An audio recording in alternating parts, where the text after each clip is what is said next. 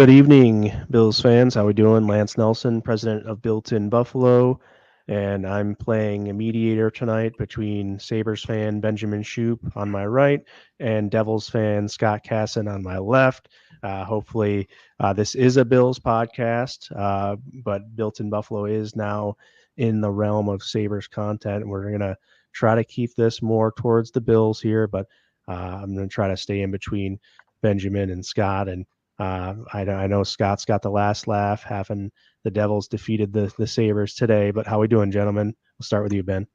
Doing good, doing good. Obviously, yeah, it would be a little bit better if the Sabres would have gotten a win today. But they're back at it early tomorrow morning, so maybe we'll get some revenge on Scott's team there. But yeah, when it comes to Bills, though, excited to talk some Bills this week and turn the page onto a new game. Obviously, with forgetting about last week, we're gonna just gonna brush that off and let that be that game and move on to Houston. Yeah, it's been a tough last few days for Buffalo sports. Like you said, back at it tomorrow. We got some 10 a.m. NHL hockey to take us into a full Saturday slate of college football. So I'm excited. Devils looked good, but that's, like we said, not what we're here to talk about. So we won't talk about the score. Was it 4-1? I think it was. We're not going to talk about that, though. We won't talk about it anymore. But yeah, so excited to, like you said, move on. The Bills, they got their butts kicked last week for the Ravens, but all they can do is move on, like you said. And yeah, excited to talk about Houston week. Right on. Yeah, we're going to start it off here with a few just quick thoughts. And Ben, I'll let you start off a little bit on introducing any trade rumors. Let me know your quick thoughts on those, and we'll run through them. Yeah, there's been some talk about Devontae Adams, Amari Cooper, a little bit about Budda Baker, but the big two being Cooper and Adams. I'm not going to look too much into it until something really starts to heat up, especially when it comes to a Devontae Adams type of trade, just with the money involved and maybe the hurdles that they would have to get over. Amari Cooper, I think, is a little bit more realistic if the Bills were to make a move for a receiver. But we talked about this a little bit. I think in the Bill and Buffalo chat was just, what would you rather trade for, receiver or safety? Personally, I actually would love a safety trade, just looking at the team at this point, because I do think the issues are still more on the defense than they are on the offense. But we'll see if things heat up as time goes on. Obviously, teams will be making moves. Devontae Adams is definitely on his way out. It just is a matter of where. Bills are supposedly calling about it. Who knows how interested they really are in making a move, but something to at least keep an eye out for. So yeah, I mean, there's just not too much to dive into about the trades, but at least something to at least talk about with when it comes to those three. Yeah, what do you got, Scott? Yeah, it's cryptic Instagram post season out there today. Stephon Diggs, we know all about that. Devontae Adams, they posted a picture of Edgar Allan Poe on his Instagram story, which could be to the Ravens. Baltimore loves to claim Edgar Allan Poe, even though he didn't really live here. He just died here, so who knows? They claim Babe Ruth too, but he at least grew up here. But never mind. But yeah, so what does that mean? Probably nothing. I'd be very surprised if the Bills made a major splash trade, just because this year wasn't the planned year to go for it. It was like the reload year.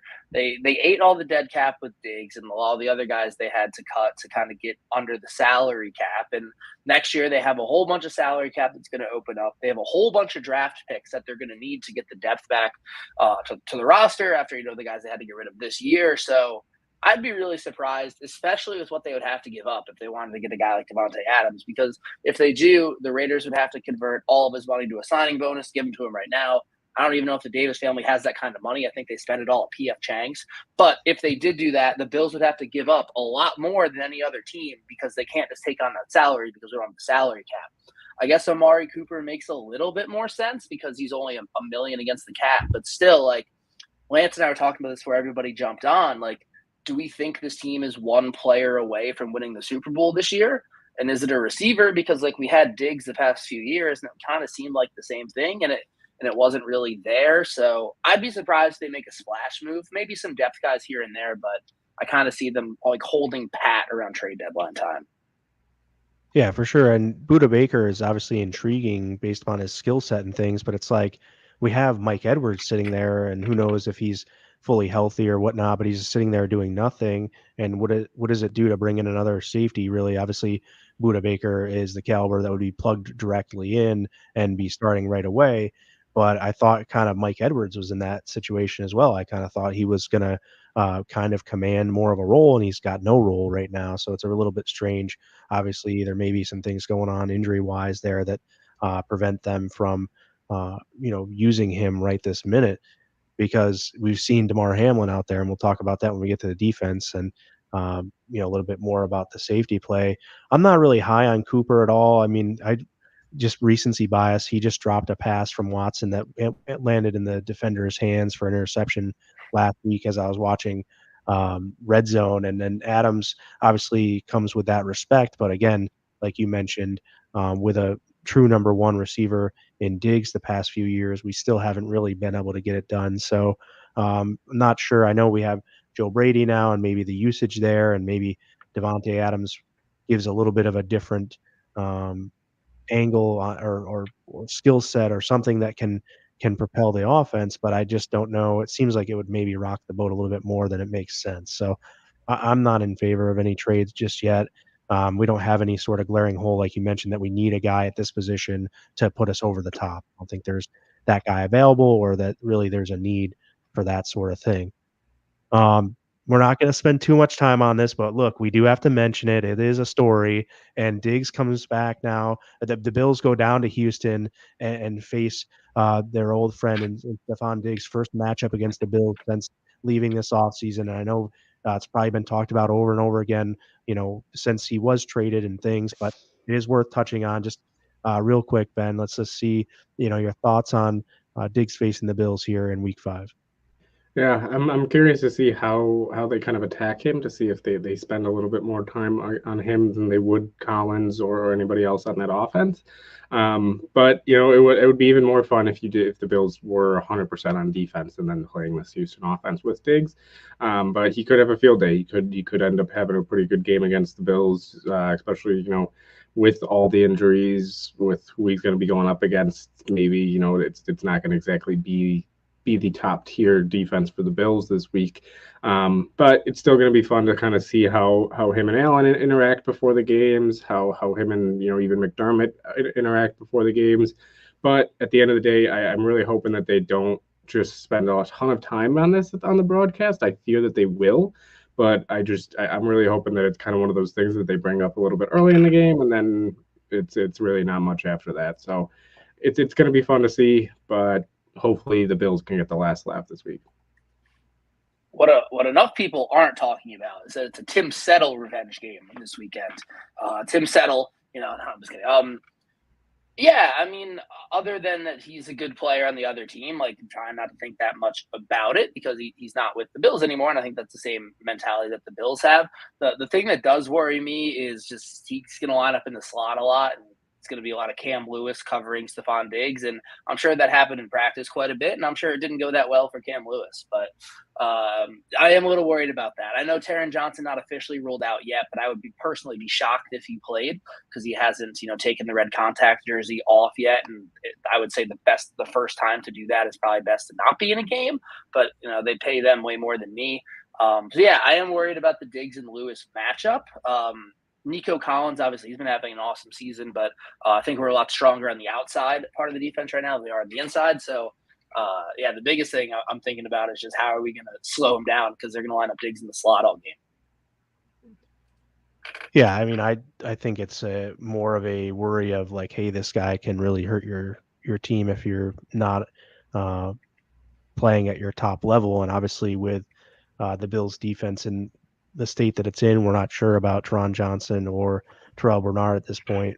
Obviously, we're losing Taylor Rapp this week, and let's see what happens. But I don't think much about it. I think he was a good guy, and now it's over in Buffalo for him, and we roll on as Coach McDermott has said as well, and it's on to the next team after this. So this game was highly touted. It's going to be highly publicized and things of that nature. But once it's done, hopefully then it's move on and the whole back and forth thing can be over with. Because I know I've gotten messages, people are just sick and tired of hearing about it, but it's just worth, this is the week it's worth just saying a little bit about. And again, great player for the Bills when he was here. Now he's not, and now it's more of let's go out there and make sure he doesn't beat us on Sunday. Josh Allen, AFC Player of the Month. Scott, give us your quick thoughts here. Yeah, well deserved. He had an awesome September. Definitely one of the big reasons that the Bills are 3-1 right now, which I don't know if a lot of people thought they would be. Obviously a disappointing end to the month, but yeah, he played really well and no interceptions yet. So I know that's something that a lot of people are going to focus on too. Yeah, I believe he's tied for third in the NFL with passing touchdowns as well. He has 2 on the ground, so it's even with that bad game against the Ravens, it was a pretty good month for him and pretty good month for the Bills offense. He is 1 month closer though to one more offensive player of the month closer to Lamar Jackson winning another MVP. But yeah, it was a good month for him. If he keeps this up, then yeah, we'll be able to see him get snubbed maybe one more time on MVP, but.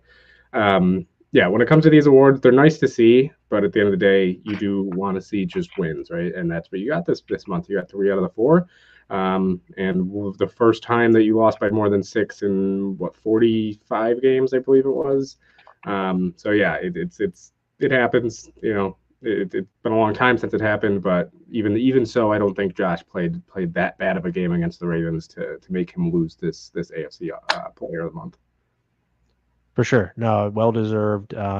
He's been lighting it up and doing more than just filling the stat sheet. He's also just been controlling the games and controlling the team, making sure, he's just played with such poise, I think. And that's really the thing that I've admired over the first month is like, okay, we've seen some maturity now. We've seen some poise and some things that not necessarily the sugar high Josh that we're accustomed to seeing, pop up at times. And through the first 4 games hasn't necessarily gone there. So I think that well deserved, and hopefully he can get a couple of more throughout this season, because that means the Bills would hopefully be winning if he's putting up the numbers and the things to gain these honors. All right. Well, from here, I think we're going to give Scott the floor, and we're going to go into a solo segment. So, Scott, take it away, dude. Yeah, I know the Bills did a lot of good things in September in the first, quarter of the season, if you want to call it that. But one position group I am a little bit worried about is the defensive tackle position. DaQuan Jones is playing like a 32-year-old who just tore his pec. He hasn't done much this season. Ed Oliver does not look like the same guy that he was last season, and now he's on the injury list with a hamstring, and he's not playing this week, so hopefully it doesn't keep him out long, but still could hamper him going down the line.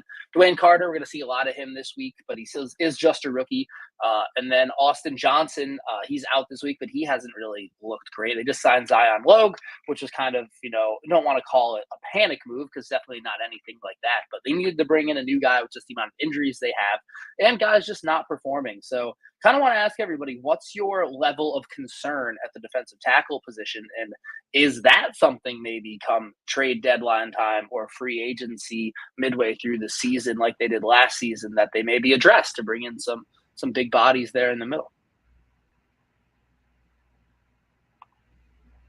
Yeah, definitely something that I look at, and we've got a lot of big bodies, as John says there. Zion is huge, and but we're used to having that Ed Oliver type where, and we'll see what Dwayne Carter can be in that. He hasn't really looked the part just yet, but we'll see what success he can have early in his career, and we'll see how quickly Ed Oliver can get back. If that turns into more of a long-term thing, that's definitely somewhere where I think you have to go fishing and try to see where there might be a pluggable option in to this defense. Yeah, I mean, I'm not super concerned, at least when it comes to Ed Oliver, just because we've seen slow starts from him and kind of rough stretches from him before, and then he's picked it up a little bit later.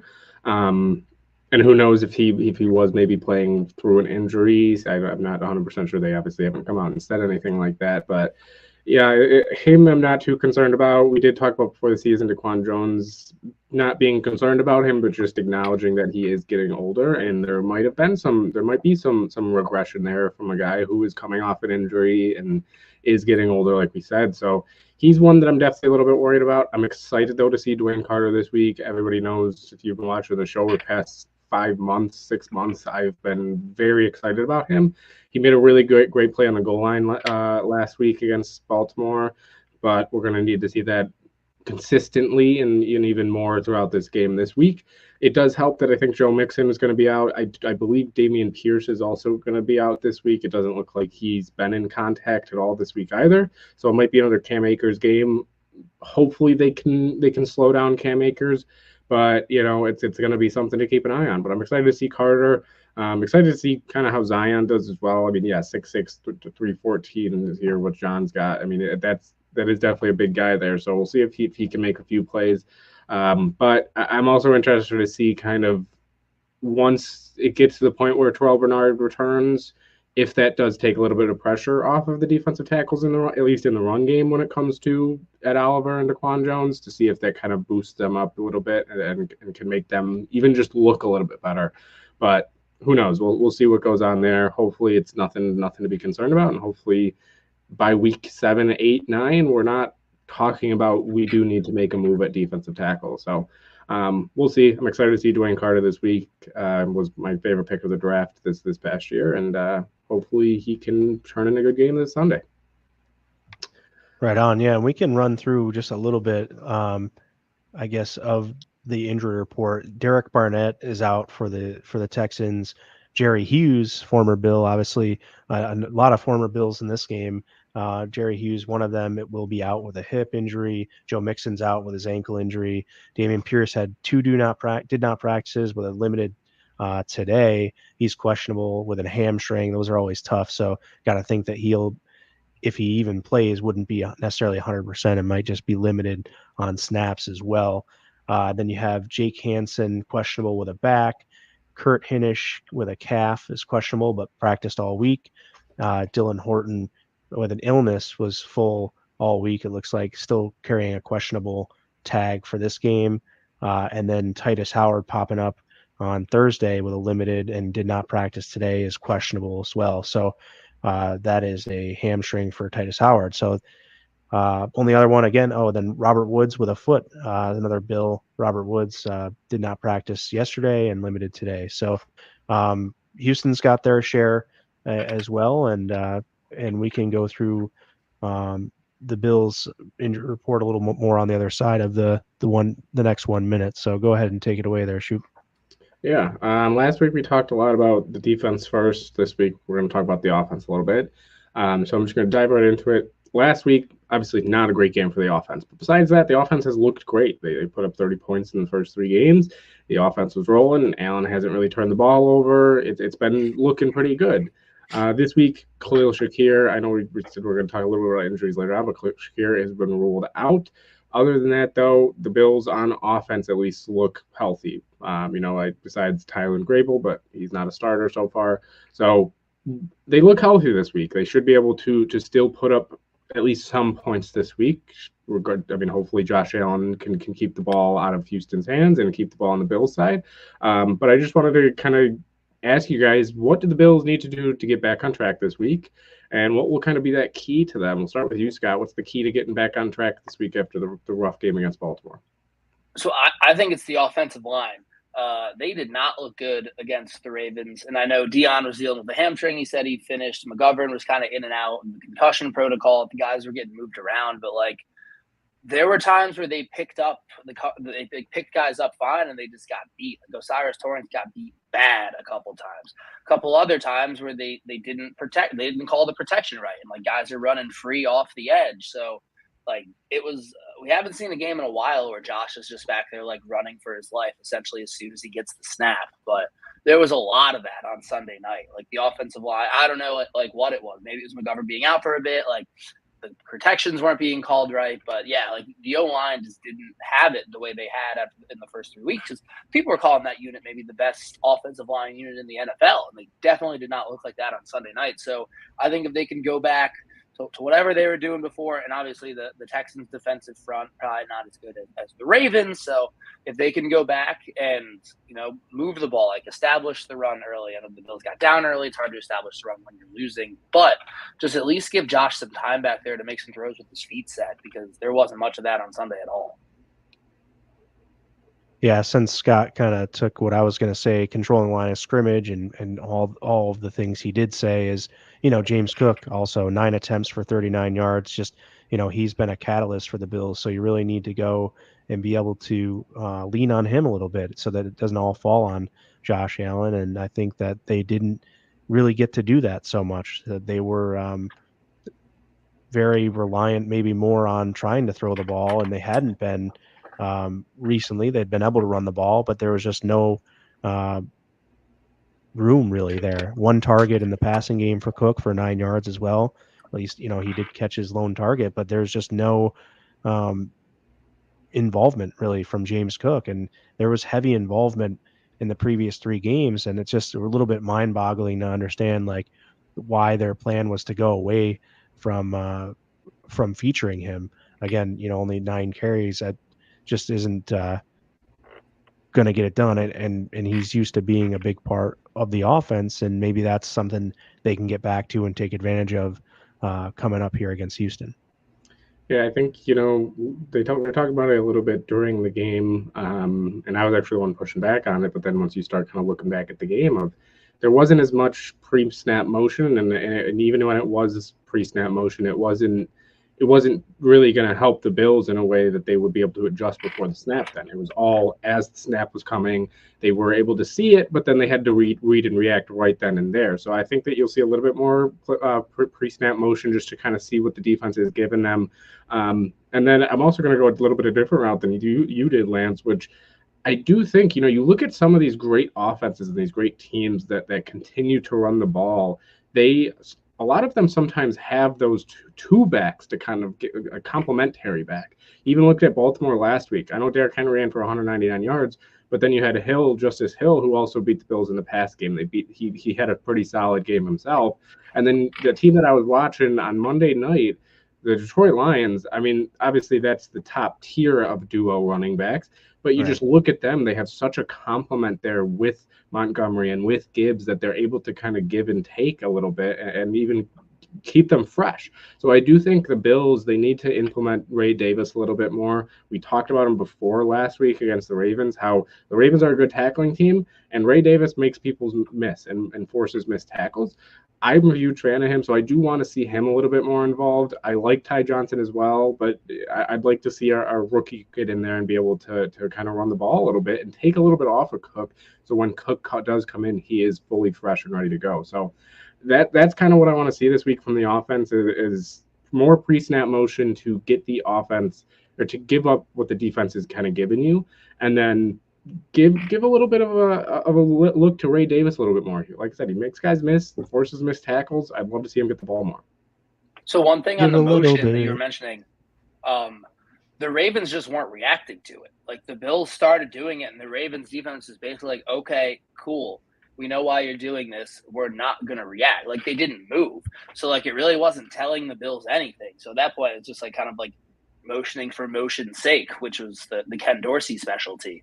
So I think they went away from it just because it's like, all right, the Ravens aren't telling us anything. Like we're down by 500 million points. Like we might as well just like get to the line quicker and go quicker. So yeah, that was a good job by the Ravens because they knew what we were going to do. Like we're going to motion, but we're just going to have to like deal with it and trust the coverage that we're in. So like the motion wasn't telling them anything. So it really didn't help. Yeah.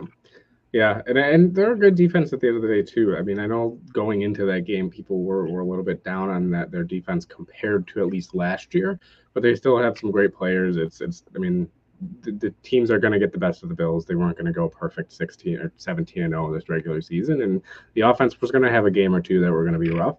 So we'll see what adjustments they make though this week. I'm just going to pull this question up here from John quick. I saw that Lance had marked it there a little bit. So what do you guys think? Do you guys think anybody gets called up from the practice squad with no Shakir? And if so, who do you think does get called up?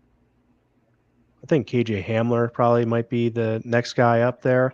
if they're looking to replace more of that, speed and be able to do some things that others can't. KJ Hamler has that.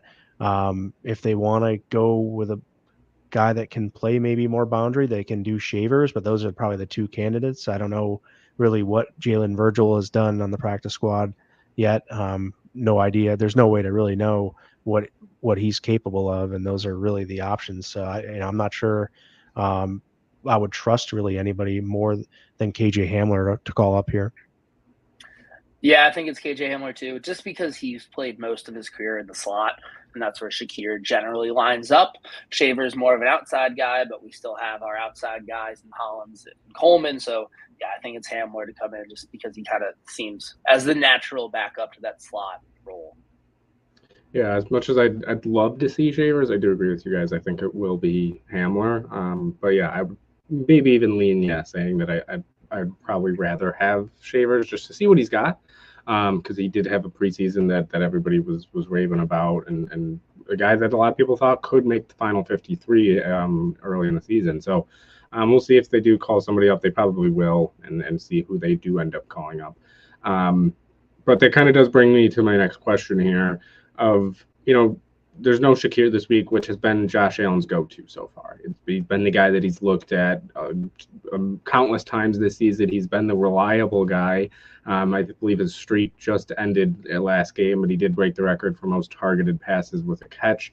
What was it, 28, I believe it was. And he does break the record, but it does come to an end. But he's not going to be here this week, as we've mentioned. So are you guys concerned that Josh Allen might try to play a little bit more of a hero ball and kind of force some things downfield, force some throws, and kind of try to, especially with the defense being banged up, if they're going to have to put up points, do you think that they might end up, just Josh Allen might end up forcing some things? I'll start with you, Scott. What do you think? Are you kind of concerned with that at all? I'm definitely concerned with no Shakir just because he's been definitely the number one option for the Bills this year, and he does so much. Like, him and Kincaid are the two guys that when they go in motion or he runs that little orbit, like that's what teams are like really keying in on because he knows that's who he wants to go to, and he's been like the guy that Josh is most comfortable with. He's been there for 3 seasons, so definitely concerned that he's not going to be there. As far as Josh playing hero ball, like, this might be one of those games where he just kind of has to be Superman because the defense is super banged up. The Texans are going to put up points, even if our defense wasn't super banged up. So it could be the kind of thing, like if the Texans get a lead early, like does Josh start forcing some stuff? So yeah, like it's definitely something I'm concerned about. Hopefully, Joe Brady can kind of help reel him in just with some of the play calls. But yeah, like if they get down early, like it'd be hard for him not to try to, go out there and try to tie the game on one play, which obviously wasn't his fault, but it felt like that's what they tried to do on that trick play on Sunday night. It's like, oh, like we're only down, like let's go score 14 points on one play, and unfortunately, it doesn't work that way. So, yeah, I definitely think you're going to miss Shakir for sure. And yeah, this could be a game where Josh throws his first pick just because he's going to have to throw to some guys he's not quite as comfortable with.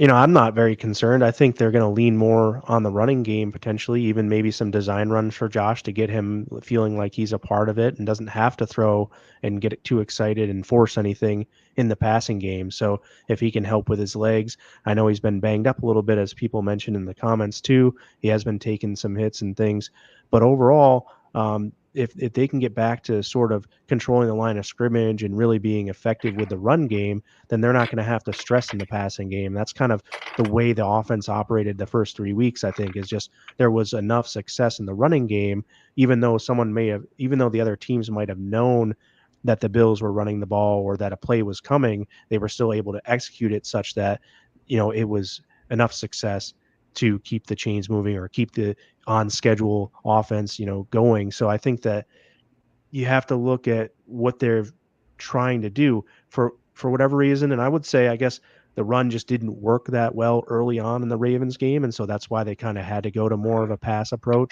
heavy approach. And then when that happened, they just didn't execute. And as Scott mentioned before, the offensive line did not hold up their end of the bargain in that game.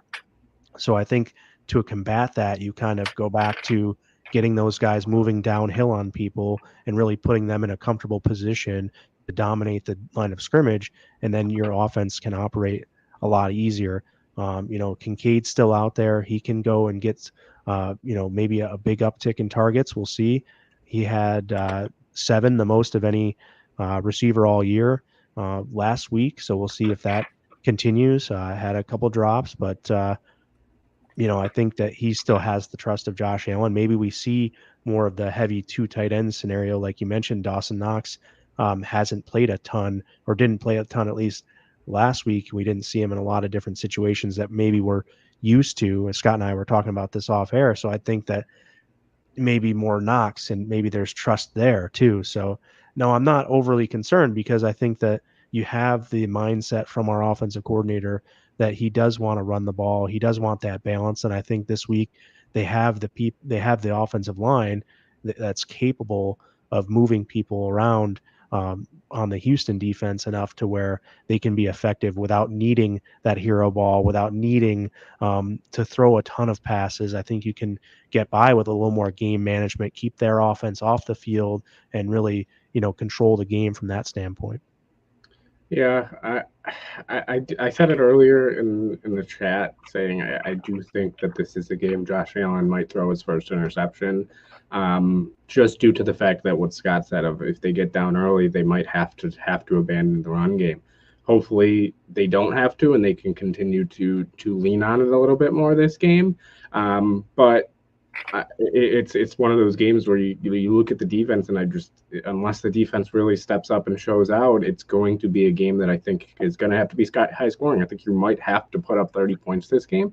And you saw him last week a little bit, even kind of not necessarily forcing throws, but just he's eyeing them down. You saw it especially with Keon Coleman on the outside there.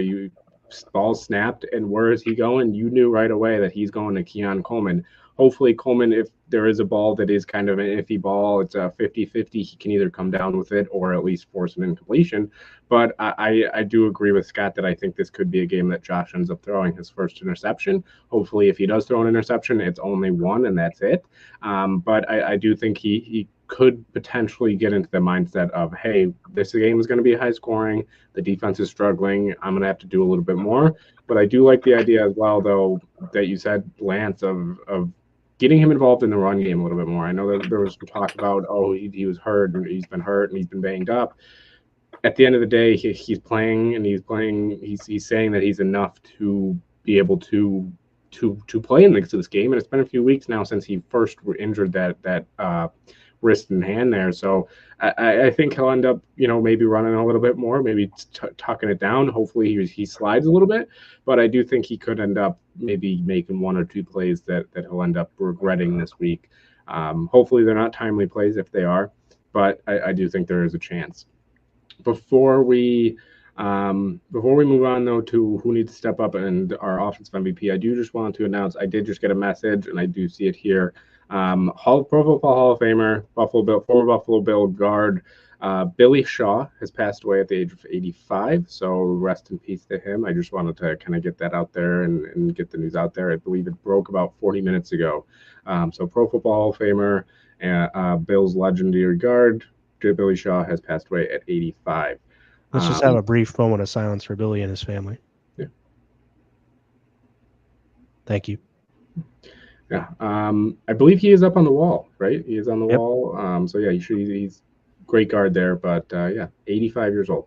But yeah, we're going to go on, though, before we get into another 1 minute here with Lance. We do have, as always, who needs to step up on the offense and who's going to be the offensive MVP this week. So we'll start with you, Lance. Who do you got? Who's going to have to step up the most, and who is going to be the offensive MVP this week?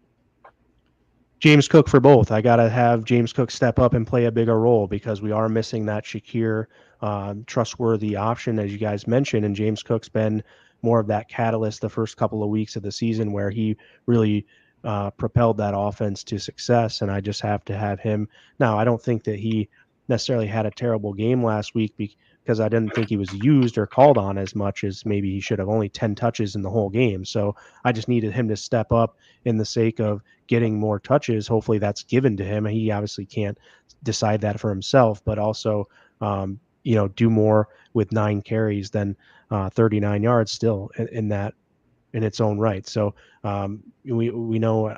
I think I know where Scott's going to go with this, so I purposely didn't say it, but I do think that James Cook has to be more of a catalyst for this offense, especially with Khalil Shakir out. People want to think of who's the next receiver to step in. No, James Cook's got to be that guy. James Cook's the guy that comes in and is going to take those targets and those touches to make the Bills' offense more successful. Yeah, and it was hard to get Cook involved because it was 14-0 by the time the Bills came out of the tunnel. So Sure. Agreed with you completely. So my step up, I alluded to it earlier, just the offensive line as a whole. They should all be healthy. Deion's playing, McGovern is playing. Osiris Torrance, maybe specifically, if you want to say someone needs to step up, because he was kind of a human turnstile for a lot of the game on Sunday. So the offensive line unit as a whole has to step up if this team's going to go anywhere. For offensive MVP, I'm going to go with Kincaid. I think he is going to have a good game because he's the guy without Shakir that Josh is most comfortable throwing the ball to. So I would like to see him step up, have a good game, and definitely in the red zone, just be a big body for Josh to throw it to. So offensive line needs to step up, looking for Kincaid to be the MVP, not named Josh Allen. Yeah, I'm going to go with Mac Hollins needs to step up. He had 6 targets last game, came down with 1. And, you could say that, part of that is just what the game plan was, and some of them might not have been the best decisions to throw it to Mac Hollins. But if you're going to get 6 targets in the game, you got to be better than that. And for a guy that is a big body and can make some plays, I do think he'll have to step up. Obviously, I think there's other guys out there that will need to step up, like Kincaid, Coleman, and Samuel. But the number one guy, especially if they're going to feature him this week, Mac Hollins needs to step up and needs to be a guy that can't be just an elite blocker for this offense. So he's going to be a guy that I think needs to step up. Offensive MVP, I'm going to go with James Cook as well. I think he'll have a phenomenal game. I think they'll make sure to get him involved, and they'll make sure to feature him early. Before we move on, though, to actually Lance's 1 minute, we're going to do this one last offensive question here from Cole. And it's, why do we forget how good Curtis Samuel is? And for me, I'm just going to keep it quick. I don't think it's that we forget how good he is. It's just we haven't seen it this year. He hasn't really been utilized. And even when he has been utilized, it's been a little bit underwhelming. I do think this week he'll have a better week and maybe used a little bit differently than we've seen him so far this year. But I'm not so sure it's that we're forgetting how good he is. It's just we haven't seen it, at least in a Buffalo Bills uniform this season. Right. And it hasn't been called upon, and we don't know how that turf toe injury and whatever else he may have ailing him is healing or going, but we just haven't seen the volume. We haven't seen him necessarily get the usage that we would have expected at the beginning of the season, because people were talking about him being one of the main catalysts for the offense, and he just hasn't been. And it's just a little bit of like, okay, well, now this is a 4-week sample size of it hasn't been. And we know it's a week-to-week league. Game plans change from week to week. But at what point couldn't he have been incorporated here? And I know he was sprinkled in here and there, but it just makes me wonder whether it's health or what's going on to the why isn't Curtis Samuel performing. I don't think it's that, again, that we forget how good he is. It's like they're not using him, so we're not really sure what he does or will do for this offense. Yeah, he's played by far the fewest snaps of any receiver. Like, he's at 68, and the next closest is MVS at 91. So, yeah, I don't really get it either. You have to wonder if some of it stems from that turf toe, like maybe because he missed a decent amount of time at camp, and maybe he's kind of playing his way into shape. But I did think he had a bit of an expanded role on Sunday. I know he didn't get the ball a ton, but we saw him lined up in the backfield a couple times. Like, we saw a little bit more of him. That could have been a little bit of Shakir being hurt too. But I if there was a time to start using him, this week would be the week. So, I think his usage will rise as the season goes on. But yeah, definitely puzzling that it's been so low the first 4 weeks. Yeah. Real quick before head into, please hit the like and hit that share button if you're on Facebook. Please like and repost if you're on X, and then also go over to YouTube, give us a like, and subscribe to that YouTube channel for Built in Buffalo. Really greatly appreciate helping us in the algorithms and getting this thing as we try to grow it. Thank you to our great sponsors, Buffalo Billia Sports and More. Go out there and check Facebook page for Buffalo Billia Sports and More, and you can get in on some great prizes, signed memorabilia from your favorite Bills players, and they have really good custom items. And you can see over my left shoulder here, nice little custom helmet that we have that was made for us by Buffalo Billia. We thank them for being a partner. And as always, the official energy partner of Built in Buffalo is Monster Energy Drink. So we thank them as well. You catch us all the home games at the Big Tree Inn. Shout out to the Big Tree Inn and the Water Buffalo 716 there for having us for their tailgates. And we'll be out there giving away Monsters and Monster swag with different games and stuff. So if you are attending a Bills home game, please stop by the Big Tree Inn and see us, and we'd love to interact with you all. Yeah, before, or actually, we're going to end now the offensive talk, and we're going to hand it over to you, Lance. So you're going to continue here, and it's time for your 1 minute. This week, I want to get your opinion on what you think the record of the Buffalo Bills will be over the next 4 games during Von Miller's suspension. I'm not sure that Von Miller's absence is going to impact the record a ton, but I want to get your opinion on what their record is going to be. They have Houston, the Jets, the Titans, and then at Seattle. 1 home game out of the 4. And I think the Bills are still going to beat every AFC team they play over the next 4. I think they're going to beat Houston this week. I think the Jets are just not there for me. I know we've struggled, but I just don't see the Bills losing to the Jets. And then I think they can handle the Titans at home. I think they come home and really get back in front of the fans and give them something to be excited about. But I think they go on the road then to Seattle and maybe drop one there. So I think another 3-1 4-game stretch is ahead of us here in the Bills Mafia. Let us know what you think. Do you think they're going to go 2-2, 3-1? Do you think they're going to be under 500 here in this 4-game stretch? It is a little bit difficult. We've had some history with some of these teams, but overall, I think judging by this year and what I've seen so far put on tape, that I think the Bills can win against Houston, win against the Jets, win against Tennessee, and then we'll drop that Seattle game on the road. Yeah, I'm gonna say 2-2 over the next 4. This week against Houston, it's tough just with all the injuries, and now even like you said, without Von Miller, it's going to be a tough game. I as much as I do think they can win this game, it's just Houston is healthier, and the Bills' defense is in a tough spot right now. I do think, though, getting then most likely against the Jets, I'm hoping that you can get Terrell Bernard back and Teron Johnson back, and you can start getting this defense back put together. Shakir should be back, but this week it's a tough game this week. You're in Houston. If you were in Buffalo, I think maybe it would be a different story, even with the injuries. But for me, I think it'll be a good game this week, and I could see the Bills winning this game easily. But it's just a tough one for me to say this one. So I think they'll drop Houston. I think the Jets they'll win just because the Jets, even though Josh Allen struggles against the Jets band, they have looked abysmal this year. Aaron Rodgers does not look good. The receiving corps, it does not look like they're on the same page with him at all. So it's really kind of a mess over there. And their defense doesn't look the same maybe as they have in the past. So I do think that they'll win that game. Tennessee, they should win. If they lose to Tennessee, there's going to be some major issues. So that one, I do think they win. Seattle is another toss-up for me just because their offense looked great. Again, I know it was against Detroit's defense who has been up and down, but Kenneth Walker's a beast. Even Charbonnet is a great backup there, and you got some great receivers over there with a great trio of Lockett, Metcalf, and JSN. So I'm going to say 2-2 with a ceiling of 3-1. I think they drop at least one of those games. I don't think though that they go at least 1-3. I think the Jets and Titans are pretty much should be solidified there. But Houston and Seattle is one that I go back and forth on, but it's going to be a tough one.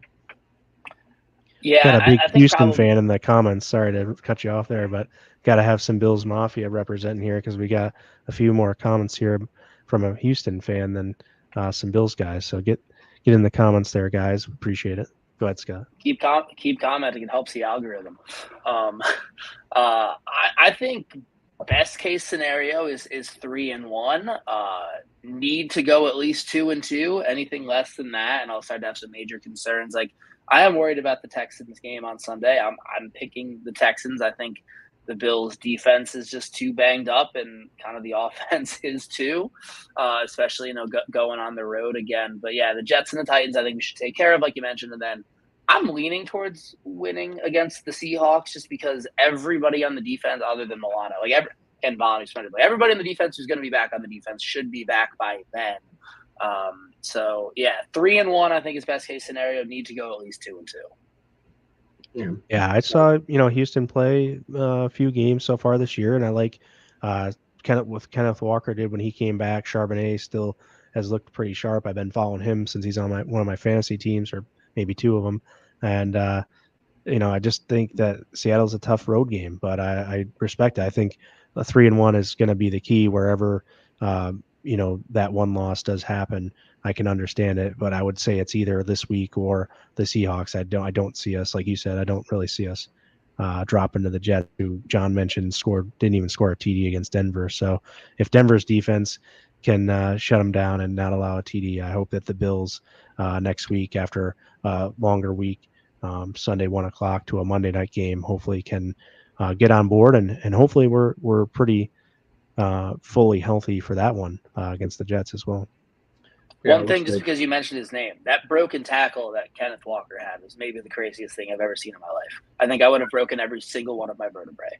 Yeah. I don't know if it's that one, and also the one David Montgomery had as well on the big pass that just bulldozed the corner over and then somehow stayed up. That there were some plays this week that blew my mind across the NFL. Even last night's game, I believe somebody had gotten hit and somehow stayed up.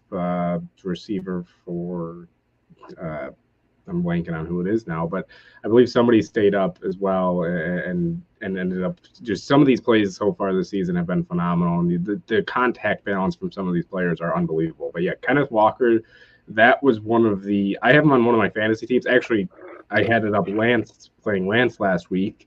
Little side note, I ended up playing Lance last week, and it was looking first loss of the season. It was looking pretty rough going into the Bills game, and then Allen kind of had a rough game, and then the next day Kenneth Walker just went crazy, and I ended up getting a win. So I have a little bit of a bragging rights over Lance this week. And now my mom even agrees with you in the comments here on the record prediction over the next 4. So it's like, man, you're killing me in life right now, bro. And then I had Kirko put up 47 yesterday. So, but yeah, it's I had Mooney in a couple leagues. It was very, very good to be anybody on Atlanta or Tampa Bay. Ken Bones Walker, one of my favorite players though in this league. Yeah, Scott, that play was unbelievable. Yeah, there's been some great plays though around the league. But yeah, it looks like the consensus is lowest 2-2. I did see Cole there said they should go 4-0, at worst 2-2. But yeah, 2-2 then as well. So it looks like the consensus is at least not worse than 2-2 in the next 4, and I think we all can agree on that one.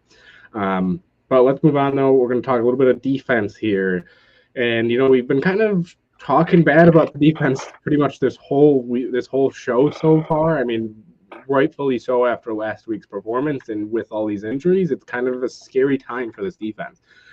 So we're going to start it off there. What injury on the Bills defense hurts the most, and do you think it's going to be a shootout this week? We'll start with you, Scott. I think partially because it's the newest one. Ed Oliver, he wasn't a guy that they were preparing to be without. The linebackers, they've been gone. Taron Johnson, he's been gone. They've been able to put it together with duct tape, chewing gum, and glue to at least get us to this point. And they've been able to game plan for that. But you go into your Thursday practice, which is one of the 2 days of the week with actual pads on, and Ed Oliver pulls his hamstring. They weren't accounting for that. Thankfully, they signed Logue from the Falcons, because otherwise, they really would have been in trouble with 2 D tackles out and having to basically have somebody meet you in Houston and play in the game. So that one is I'm most concerned about, and I think it will be a high scoring game. Vegas thinks so too. The over unders at 47.5, which is pretty high. So I could see it in the high 20s, maybe even a team touches 30. neither defense has been playing phenomenally. So yeah, I think it'll be a pretty high scoring game. Yeah. What do you think there, Lance? Who hurts the most? We got an Ed Oliver vote, but who hurts the most? And do you think it's going to be a shootout? Yeah, I was kind of trying to decide if I want to bring this up for this discussion or save it for the next topic, but I think I'll go now, just because I'll say Taylor Rapp. I think that, Rapp being out on this defense plugs in a rookie in Cole Bishop, and I watched all of his snaps from last week against the Ravens, and he just doesn't trust what he sees out there right now. In my opinion, he doesn't necessarily, and again, his first NFL game, action, thrust into unexpectedly into the lineup. I think, he has the chance to have this week of full preparation as the starter to help him out and get him fully ready. But I do think that the most significant is Taylor Rapp and thrusting another rookie into the lineup. Now, Ed Oliver's injury probably does that as well. As we talked, Dwayne Carter will probably see an increase in snaps as well. But there are some other people that can fill in there if they do choose to, call up an Elianku or somebody like that. They still have people who have played NFL snaps in this defense that could step in there in that defensive tackle role. And at safety, it's like, who do we have? Again, we don't know what is going on with Mike Edwards, and Cole Bishop looked a little timid. It just seemed like he didn't trust what he saw. It seemed like he wasn't willing to really get into the piles too much. Maybe started showing some little fight towards the end of the game. There was a fumble. He went after it a little bit, not, maybe a little bit more awareness as the speed of the game maybe slows down for him. He can see some more things. I think he was put in some positions to fail. I think he was really like pressed by the Ravens at times. I think the one touchdown to Justice Hill there, they made him decide on the middle of the field or covering the boundary. He chose the middle of the field, and they went to the boundary and threw to Justice Hill over top of Dorian Williams. So I think they're going to put him in positions where he has to think about things, and I hope he's prepared to just play with instinct and be able to react. But if he's still catching up and gaining this experience, it could be a rough day for him, and we could be in for the shootout, like you mentioned. Yeah, I'm going back and forth on this one, and even though they've been out already, I do think it's one or two, either Bernard or Johnson, just because I think the middle of the field is going to be in the passing game a real concern for the Buffalo Bills this week.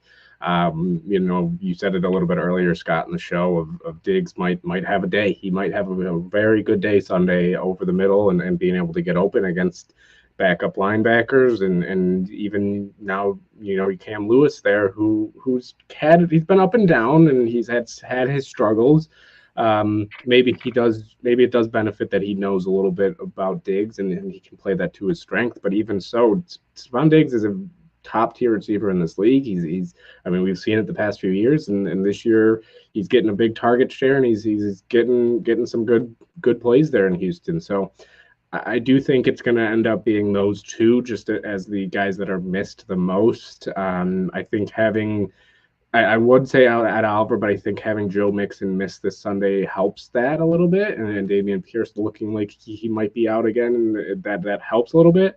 But it's going to be tough for Bernard and Ben Johnson being out, and for Cam Lewis and Balin Spector and Dorian Williams to again step up against the Houston team that, like we said all show, they have a very good group of weapons there. CJ Stroud is a great quarterback, so it's going to be tough there, and we'll see if they can step up. But I'm going to go with those two. So we got a little bit of everybody here so far. I think the only one that wasn't said that is missing, that isn't even an injury that we knew was going to be out that we didn't know was going to be out this game until this week, was Von Miller.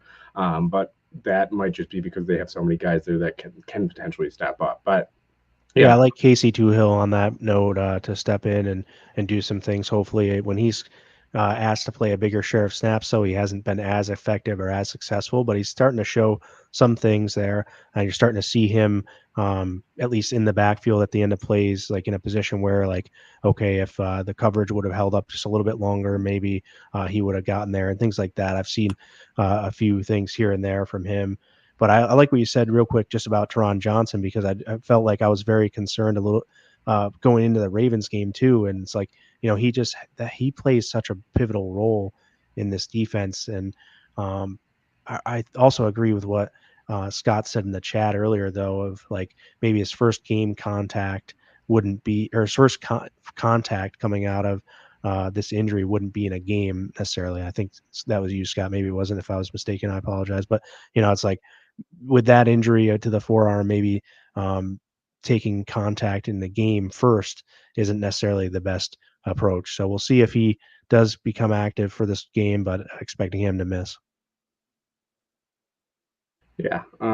So move on here though. Next question here before anybody got anything else on the injury front, at least. Scott, you got anything before we move on? Nope. All right, Too many to talk about. Yeah, there it is. And I do see John said here Terrell Bernard was limited but is expected to play. Is he expected? I didn't see anything about him being expected to play. But I do think know it's he just was. kind of reading the tea leaves of him like practicing with a non-contact jersey. They haven't said anything, but I think like just based on what you see, it looks like he should be. That would be huge, though. That one would be absolutely massive, especially for this defense. But yeah, either way, I do think Teron Johnson will be missed heavily. But let's move on. We've been talking about, I just kind of went on a little spiel about him. Houston's weapons. They got a lot of great players on that offense. Nico Collins, Tank Dell, even Dalton Schultz is there. I mean, Joe Mixon is obviously going to be out. But yeah, they got a lot of weapons. So with all those weapons, does it kind of alludes to the last question, but does that make you less confident in these guys to step up, like Cam Lewis, like Dwayne Carter? Does this make you less confident in Cole Bishop to step up against a team that has very good weapons? And what matchup do you think is going to be that pivotal matchup that the Bills have to say, hey, if we want to win this game, we have to at least meet them halfway in this matchup, and we cannot lose this matchup consistently on Sunday. So we'll start with you, Lance. What matchup's the most important to you, and does it make you less confident seeing who Houston has for guys to step up on the Bills side? Yeah, it's going to be, the back four, maybe the safety matchups. For me, I think you have to get off the field on third down, and on third down, if the defense puts them in those third and medium to third and long situations, you're going to be relying on the secondary at that point. And yes, the pass rush does help on third down as well, but I think that the overall thing that I saw against Baltimore that led to our downfall was Lamar, before the pass rush could even get there, Lamar was able to get the ball out of his hands and find a pretty much wide open receiver on multiple third downs in 7 or longer. So we got to be able to cover, and it's the back 7 really that's on the block here to cover people and make it so that CJ Stroud has to hold this ball enough to where our pressure can get there, or we're going to have to start bringing some pressure and generating some quick pressure that will throw him off. But I think it's really the coverage on the back end that really, with these weapons, has to show up this week. And it's going to be a very difficult matchup for most of these guys. Benford and Douglas have been great, and they can continue to be great, but everybody else then has to do their job and make sure that these guys are covered enough to where either our rush can get home or they can make a play on the ball and get this team off of the field on third downs. Yeah, I feel the same way. The Texans' offensive line is definitely not the strength of their offense. So even though our defensive line is pretty banged up, they should still be able to do some stuff. But yeah, I'm really worried about like the Cam Lewis on Diggs matchup. I just think Diggs is too good of a receiver, and CJ Stroud is too good of a quarterback for them to not take advantage of it. On the outside, our corners are the same as they've been. Like you said, they've been great, and like Nico Collins is just going to kind of get his because he's that level of a receiver. But yeah, I'm really worried about Diggs in the middle of the field, and like who do you really have that can guard him there? Because no one, at least on paper, is the same level or even close. So yeah, definitely worry about the back end, specifically, like the nickel corner, Cam Lewis, and then the linebackers. Even if Bernard plays, like they still have their hands full. So yeah, very similar feelings to Lance. Yeah, I mean, it's definitely something when you look at the other side, it does make you a little bit less confident. Even this past week against Baltimore, even though they're not an elite passing team, you just knew that going in, hey, these guys are better than the Cardinals. They're better than the Dolphins offense. I mean, obviously the Dolphins offense is very good, but without Tua, I know the Bills were already up a lot before Tua got hurt. But yeah, this team is different. This Houston team is also different in the terms that I don't know if the Bills have played a passing offense this year that has reached even close to this level of success as Houston's. You've seen Kyler Murray have big games, but even so, like there's still an offense too that's kind of had their up and downs. Houston, they take care of the ball. I think the matchup that I'm going to be worried about the most is one that Lance kind of alluded to as well, is the safeties versus even just CJ Stroud. Is CJ Stroud going to be able to look them off? Is CJ Stroud going to be able to deceive them more than they can allow themselves to be deceived? So it's going to be all about discipline. It's going to be about being able to maybe even disguise coverages a little bit better this week. But having a young guy like Cole Bishop there who is still coming into his own in the passing game, especially, it's going to be a challenge for him. And then DeMar Hamlin, who has really been just a whirlwind in the passing game. It's been a guy who, yeah, he had an interception against the Jaguars, but that throw, I mean, he was wide open. It should have been a 20-30 yard gain, but it was an overthrow, and he ends up making the play. So those two are going to be the guys that really concern me, and that matchup of those two, not allowing big plays to Nico Collins downfield, making tackles when you need to, and just making plays when you need to. You can't let opportunities slip this game. If you have an opportunity to make a play on the ball, you got to make it this week. If you have an opportunity to make a tackle, you got to make the tackle this week. You can't have missed opportunities against a team like Houston and give them second, third chances, allowing teams like Lance Edwards, 3rd and 7, 3rd and 12, and you're allowing a guy to come wide open. You can't have that happen this week. You saw what happened last week when you let it happen. This week you can't let it happen. So That's that's going to predicated be on communication too, I think, and that's the biggest part that you miss with these safeties is that communication factor. Isn't That's one of the things we talked about early on, I think, in the season when we talked about missing Poyer and Hyde as much, is like, how are these safeties going to communicate now and get these guys in the secondary properly aligned and properly reading what they're about to see? And it seems like they had done a decent enough job of that up until last week. Last week, they were not ready. They weren't in position. I don't know that necessarily there was a breakdown in communication necessarily, but that starts with the safety group. In this defense, it had started previously with the safety group. And I know Terrell Bernard had been a big part in helping that out and now isn't there as well. But still, that safety group, somebody's got to find a voice back there and be able to really understand or help everyone understand what they're seeing and help them trust it more, because that's really what happened to the Bills against Baltimore. Is not a lot of people were trusting what they were seeing. We had a couple of guys, but even a guy like Rasul Douglas, Scott and I talked on that big run by Derrick Henry, didn't, he had his outside contained, but it didn't really matter. Derrick Henry just, we needed to fit into a run hole and a run lane, and he didn't do that. And for whatever reason, these guys got to be able to get their running mates in position here, and that really starts. It's best for the safety in this defense to be able to do that, and I'm just not sure. That's one of the biggest reasons why I think that Taylor Rapp injury may be a little bit more significant, because that communication has to be there, and if it's not, you're going to see this defense struggle at times, and maybe the Jaguars or the Dolphins game, man. Like, Tua was there for most of the game, and they just played their best game. They were well prepared, and you can put that on McDermott. But then again, maybe you can put a little bit on McDermott against Baltimore too, as to why maybe some of these mishaps happened and why people may have been out of position at times. But it seemed to me more of an execution thing, which we don't need to get into any sort of recap, but you have to also execute and try to shed these blocks. The safeties got sucked into too many blocks last week, and they have to make sure they're trying to avoid them. Cole Bishop did show when he came in a little bit of propensity to be slithery, so to speak, and be able to get through some of these gaps and get off some blocks. I want to see more of that this week as he gets a little more comfortable. But overall, you can't just be running into guys, running into blocks. You got to go through them, go around them, get off of them, and make a play on the ball carrier rather than trying to just engage with a guy. Yeah, more physicality, absolutely. I wonder, and this is a topic maybe for next week, depending on how this week goes, there's been some talk about, Micah Hyde coming back. I wonder if they even just bring Micah Hyde in for a reason like that to help with communication and help teach guys like Cole Bishop and these young guys, new guys in this defense to kind of what they used and what him and Poor used and see if that helps a little bit. But obviously that's a topic for a different time. Hopefully it doesn't get to that point, though. Hopefully Cole Bishop can have a great game.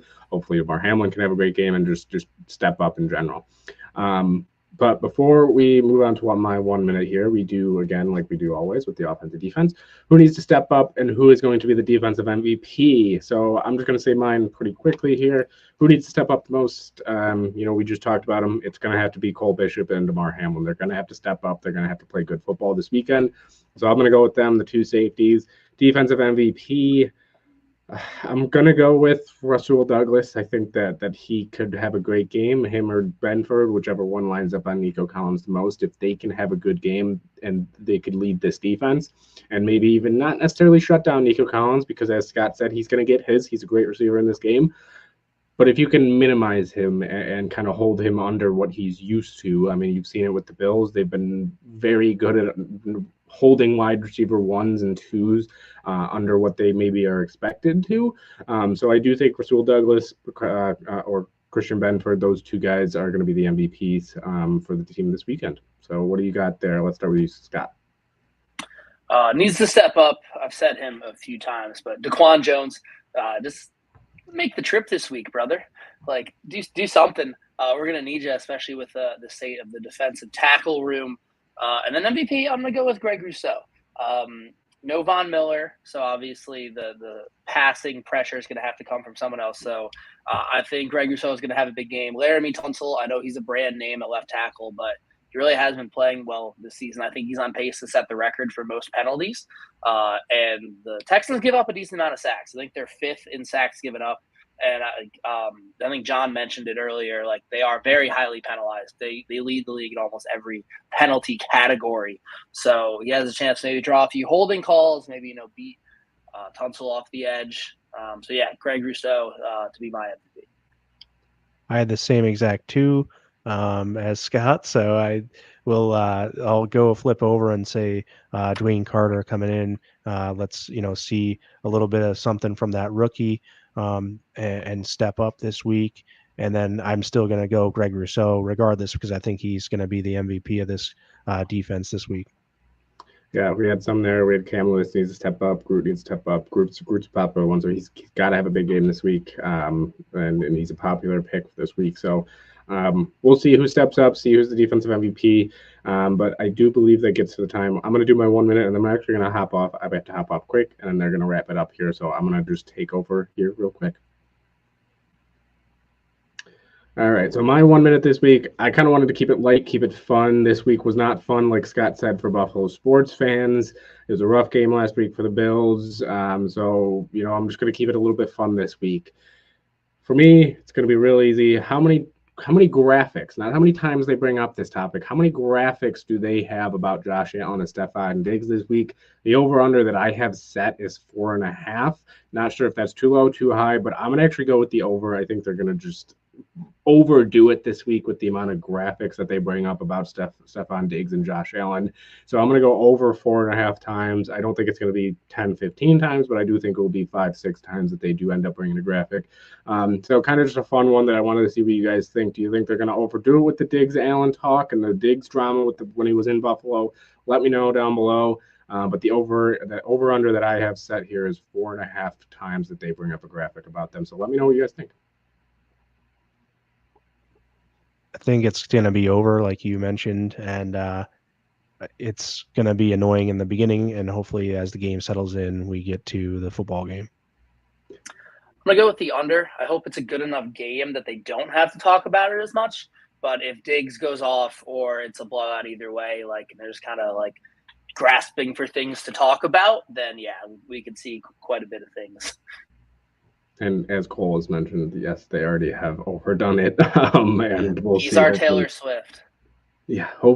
hopefully, just once the game starts, it's mostly about football there. But you never know with the NFL. But okay, I'm gonna hop off though, just because I gotta get going there. I know you guys are gonna be wrapping it up anyways, but I'm just gonna say go Bills. Everybody stay safe this weekend. Have a great weekend, and let's get that W. So I will see you guys next week.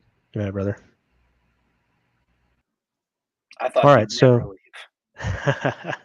we're gonna roll the coverage over to a two-man zone here. So, yeah, let's talk a little bit about some bets you have for the week, Scott, and let's have a little bit of fun on that front. As always, gamble responsibly, as Scott likes to say, and things. But I'll just say I am taking Missouri on the road as Me a too.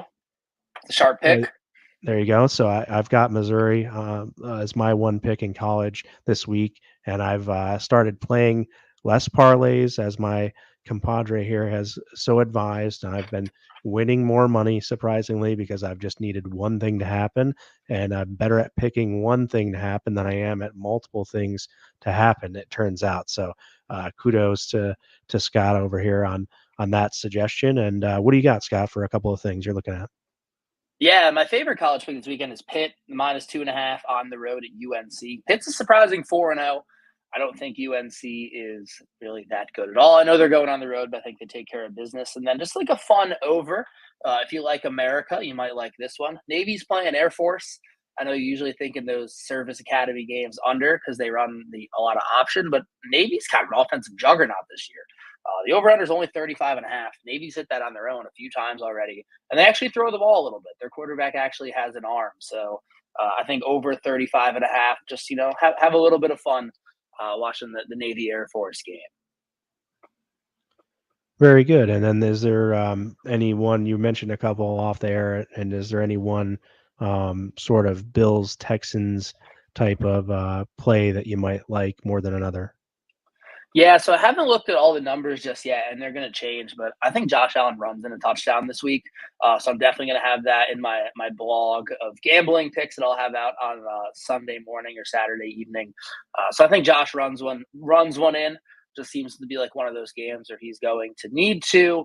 And then I also like Kincaid to go over just because he's definitely going to be one of his main targets he's most comfortable throwing to. And his over-under has been right around 40 yards most of the season, and he can get that in a catch or two. So, yeah, I like Kincaid and Josh to run one in.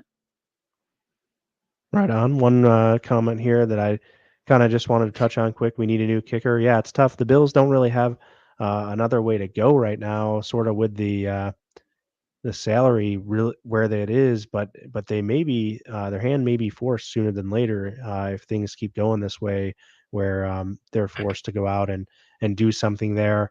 I haven't done a ton of research on exactly all the kickers on the market and things like that, but I just think that it's going to become um, more and more of an issue, or more and more of a need if things do continue this way. But I agree, and so far I'm okay with the Bills standing pat and trusting in their guy and giving him the opportunities thus far that he's had. So if things continue to not go well, then I certainly can agree that that's something that's going to have to be addressed quickly, and probably before the postseason if possible.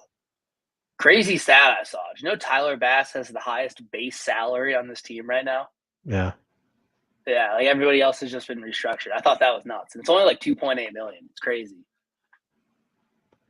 Yeah, so we'll see what happens with that. Hopefully he can regain some of his touch, and it's a non-issue. But I agree that it may become a bigger issue. And as we get to the postseason, we need to go into that period with someone we can trust to put the ball between the goalposts. So that's going to do it for us. Thank you all for watching. Over 350 people now watching here between the three platforms. So if you're on X, please repost and give us a like. If you're on YouTube, please subscribe to the channel. If you haven't done so already, give us a like. Drop some comments here. If you're on X right now and wouldn't mind jumping over to YouTube and hitting that subscribe, we'd appreciate it. And then on Facebook, go ahead and like and share with your friends. Share us to groups if you would. That'd be great. But thank you all for joining us, and we're hoping for a Bills win. You keep your eyes out for the predictions coming up on Sunday, and you'll see who we're taking. And with that, all we can say from here is go Bills.